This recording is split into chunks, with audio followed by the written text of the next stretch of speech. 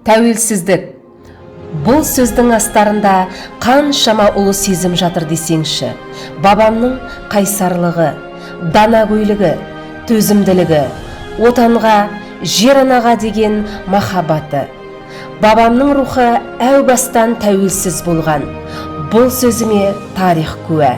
Сонау 15 ғасырда қазақ хандығы құрылып, кең байтақ атыраптың басын қосып, еліміздің тыныштығы, еркіндігі үшін жан қиярлық әрекеттерге барған. Яғни қазақ даласын қан сасытқан жоңғарларға қарсы тұрған. Бұл шайқаста бабамыздың қайсарлығын көрсек, Ресей еліне бірігу арқылы данагөйлігін аңғардық. Осылайша қазақ халқының құрып кетпеуіне амал іздеп ақылдылығын танытқан. Ержүрек бабам зұлмат заманнан қиындық келсе де қасқайып тұрып қарсы алған. Ашаршылық заманды да еңсеріп, елім-ай деп жырлап, ақтабан шұбырынды күнінде кешкен. Бар қиындыққа төзе білген рухты бабам мәңгілік елдің бастауы деп білемін.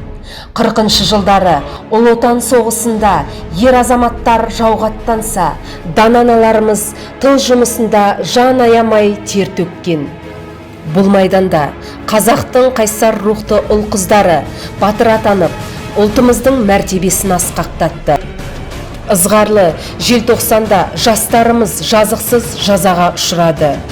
Бар кінәсі ұлтымыздың намысын ту етіп, бейбіт түрде шеруге шығу еді. Бұл жастар қозғалысы Кеңес одағына үлкен өзгерістер әкеліп, бабаларымыз аңсап кеткен тәуелсіздіктің туын желбіретті.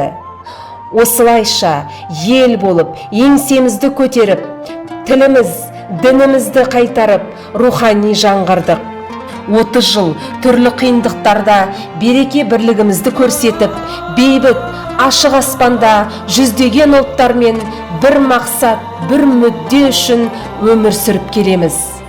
Барыстай төзімді, қасқырдай қайсар, қырандай биікке самғайтын тәуелсіз бабамыздың салған сара жолын жалғастырар ұрпағы да саналы. 30 жылда өзге елмен терезесін тең қылып, әлемді өзіне тәнті етті.